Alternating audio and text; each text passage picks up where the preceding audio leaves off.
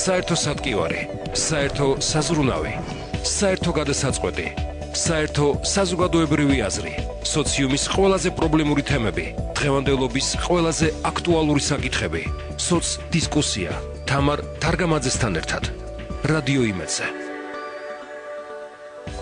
მოგესალმებით, დღეს სამშაბათია და ტრადიციულად ეთერშია გადაცემა სოცდისკუსია. დღეს ჩვენ თბილისის სამედიცინო სასწრაფო დახმარებაზე ვსაუბრობთ. სოცდისკუსია, თამარ თარგამაძესთან ერთად.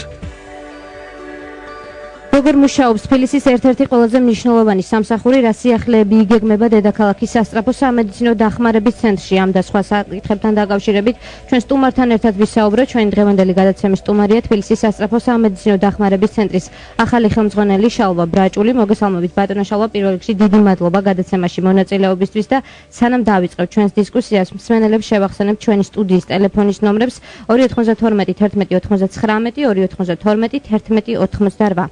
ბატონო შალვა, დაახლოებით 2 თვეა რაც სასწრაფო სამედიცინო დახმარების ცენტრის ხელმძღვანელ პოსტზე დაინიშნეთ. როგორ შეაფასებდით ამ 2 თვის მუშაობას? პირველ რიგში მოგესალმებით, მივესალმებით ჩვენს მსმენელს. დიდ მადლობას მოგახსენებთ, რომ დაინტერესდით სასწრაფოში არსებული პრობლემებით თუ იმ დადებითი ძვრებით, რაც დღეს არსებობს. მოგახსენებთ, რომ დავინიშნე დაახლოებით თვენახევრის წინ პრობლემები ნამდვილად როგორც ბევრ სამსახურში ჩვენთანაც არსებობს. უპრობლემო სამსახური და იდეალურად გამართული ბევრი დაწესებულება ნამდვილად არ მოიძებნება, მით უმეტეს ჩვენ აქ ვლაპარაკობთ ისეთ დაწესებულებაზე და ისეთ სამსახურზე, რომელიც 24 საათის განმავლობაში დღე-ღამის განმავლობაში ფუნქციონირებს, არისვენებს, ასე ვთქვათ, პულსზე ქალაქის ხელი უდევს და გრძნობს ყოველწამიერად და ყოველწუთიერად ვარამს და ასევე დადებითსაც.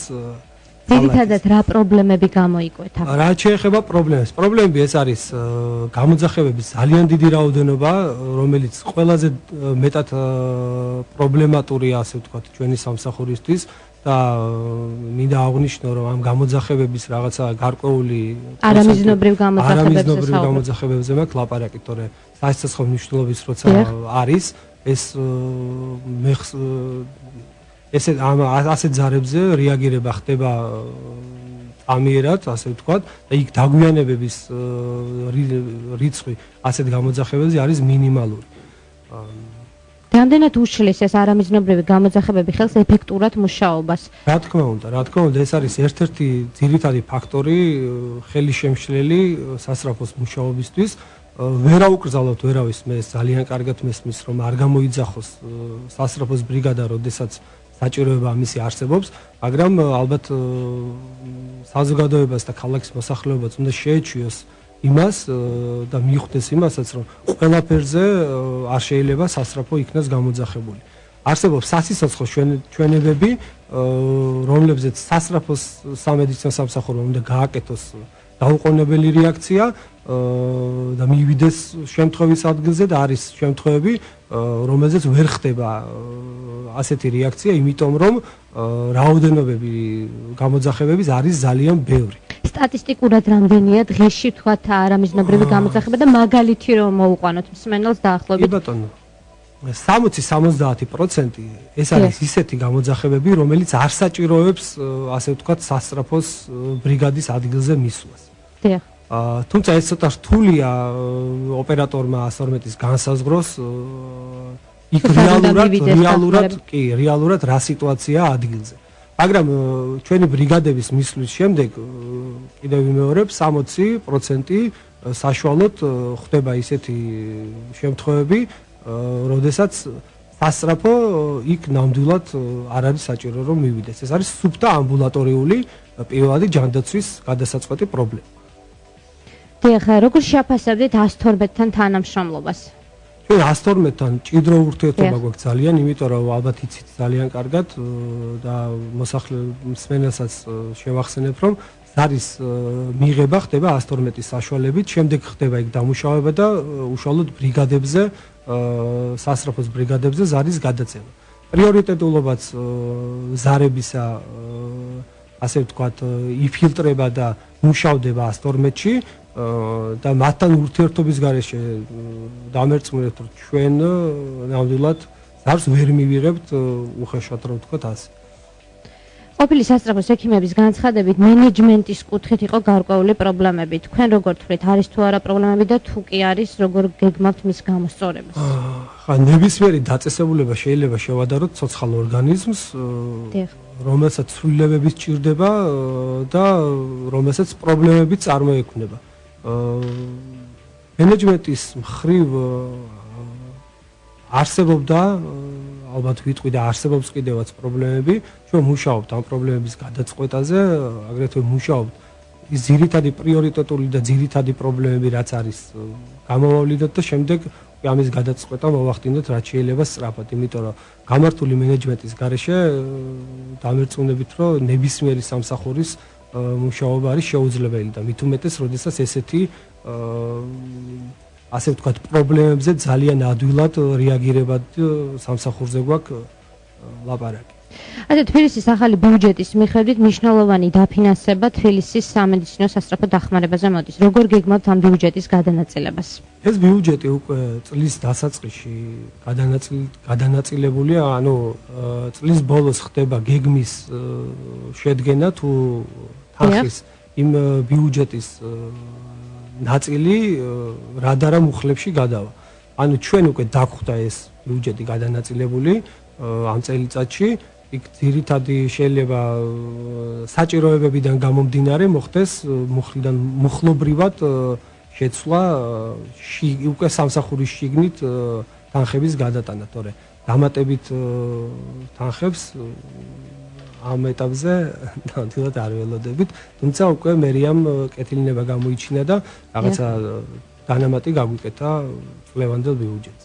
2.99-2.99-11.88 შეგიძლიათ დაარეკოთ დასვა თქვენთვის სასურველი შეკითხვა.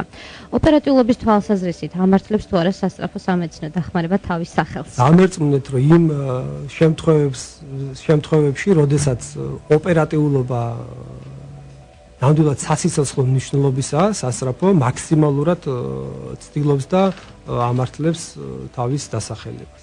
საშუალო დღეში რამდენი გამოძახება სტატისტიკურად და სეზონურად რამდენად იცვლება მონაცემები? მეთქვით, დიდი მადლობა ამ კითხვისთვის. ალბათ ბევრს აინტერესებს თუ რამდენ გამოძახებას ასრულებს სასწრაფო დღე-ღამის განმავლობაში. გეტყვით, რომ აგერ დღეს, ანუ გუშინდელი, ესე იგი დილის 10 საათიდან მეორე დილის 10 საათამდე ხდება სასწრაფოს ერთი ბრიგადის მუშაობა. ამ პერიოდში 29-ის მონაცემებით რომ ვისარგებლოთ, გუშინ იყო 1585 გამოძახება. აქედან მიზნობრივი რამდენი იყო და არა მიზნობრივი ნამდვილად არ დაგვითვლია კონკრეტულ ერთი დღის მონაცემს.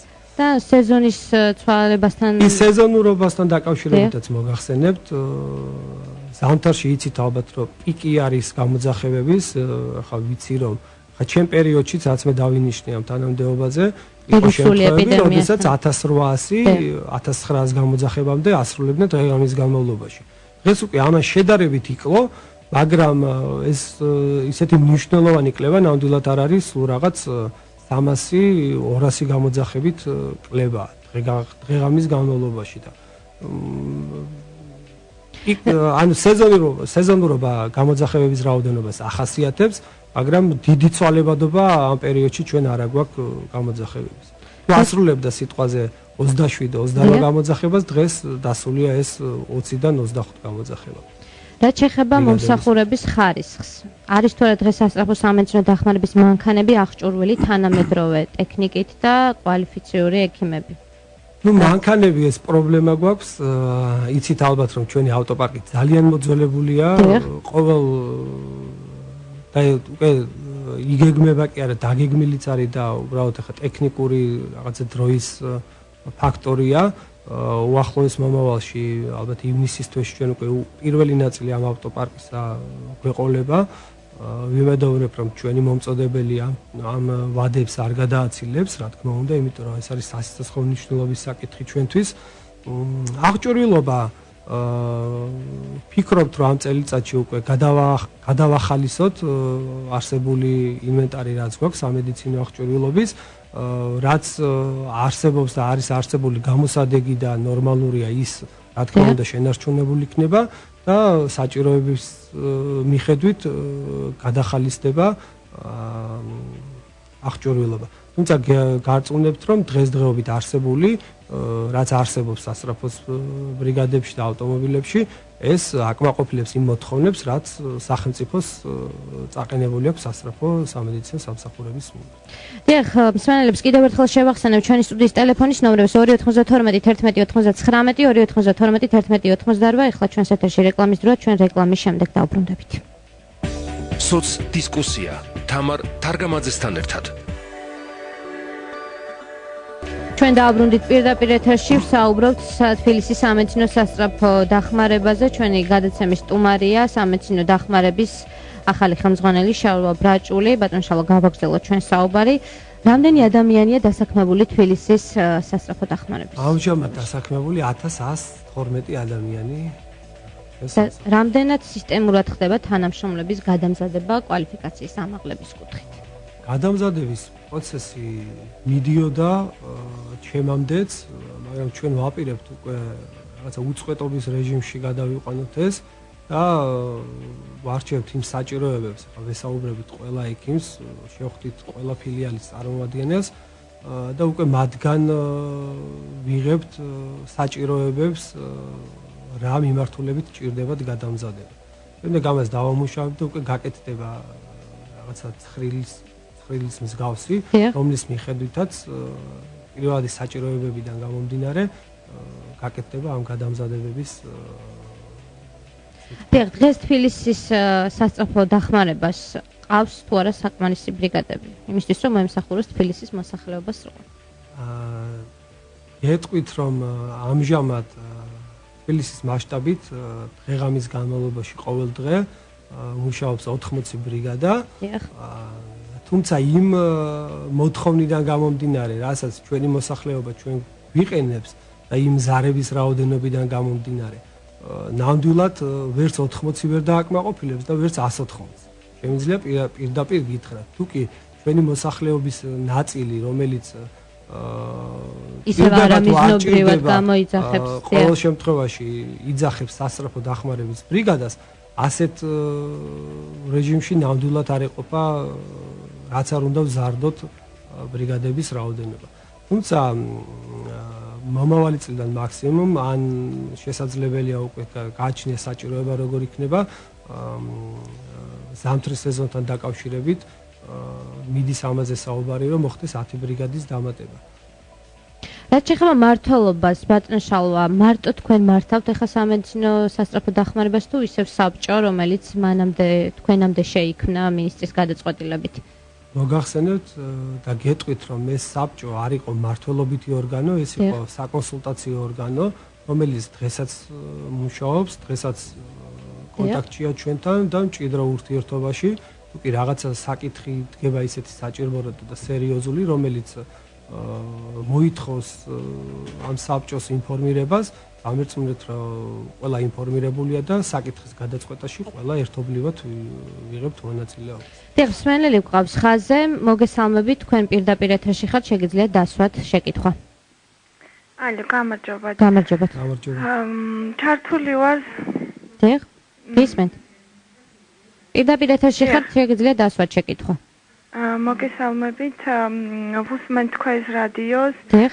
და მაინტერესებს ანუ თქვენთან საუბარში აღინიშნა, რომ ეს ბრიგადების რაოდენობა ვერ ასდის ამხელა სამუშაოს.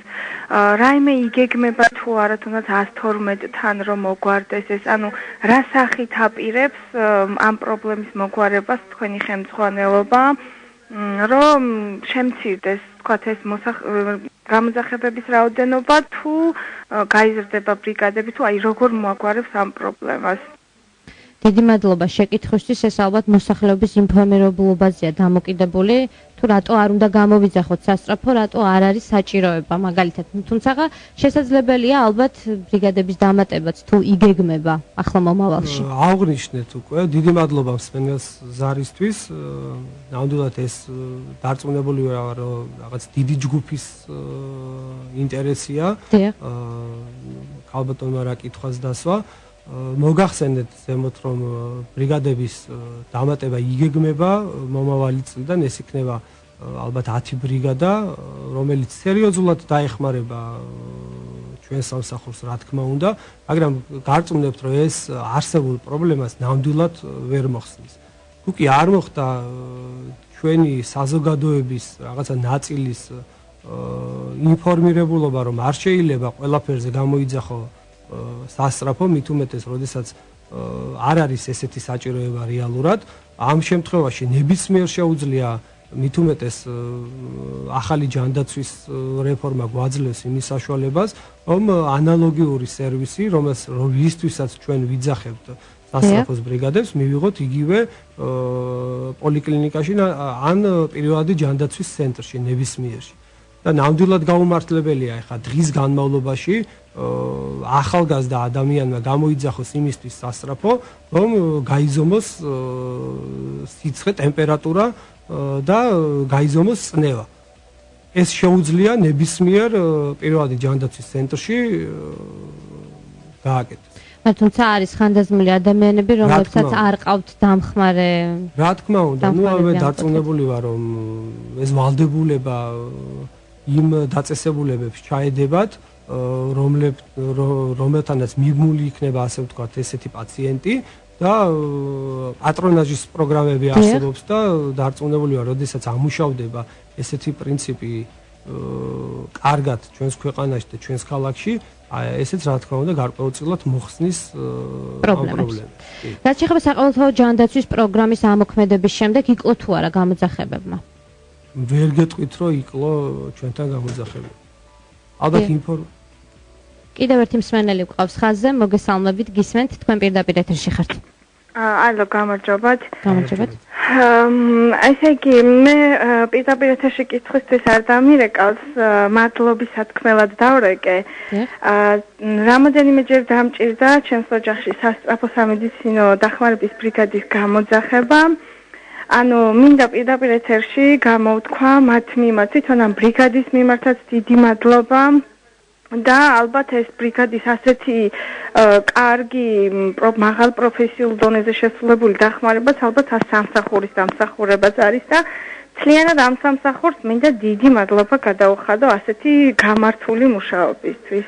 დიდი მადლობა თქვენ იმისთვის, რომ დარეკეთ, გამოთქვით თქვენი აზრი და დააფასეთ იმ ექიმების მუშაობა, რომელიც ყოველ დღე-ღამის განმავლობაში თქვენთვის მუშაობენ. გავრცელდა ინფორმაცია, თითქოს სასწრაფო სამედიცინო დახმარება შესაძლოა გახდეს ფასიანი. თქვენ თუ გაქვთ ამაზე რაიმე ინფორმაცია? ასეთი ინფორმაცია ნამდვილად არ აქვს.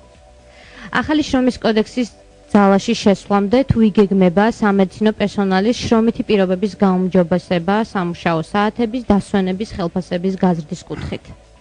ჩვენ ახალი შრომის კოდექსის გარეშეც ვცდილობთ და ვმუშაობთ იმაზე, რომ ექიმების სამუშაო პირობები გაუმჯობესდეს.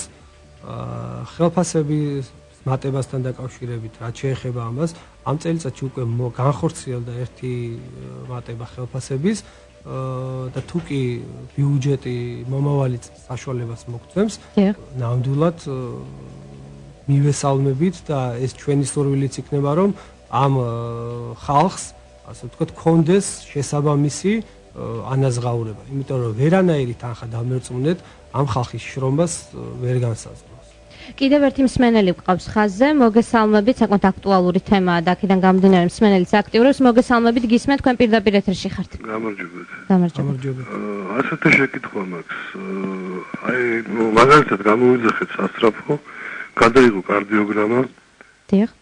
მაგრამ წაკითხვა არის ამ კარდიოგრამის.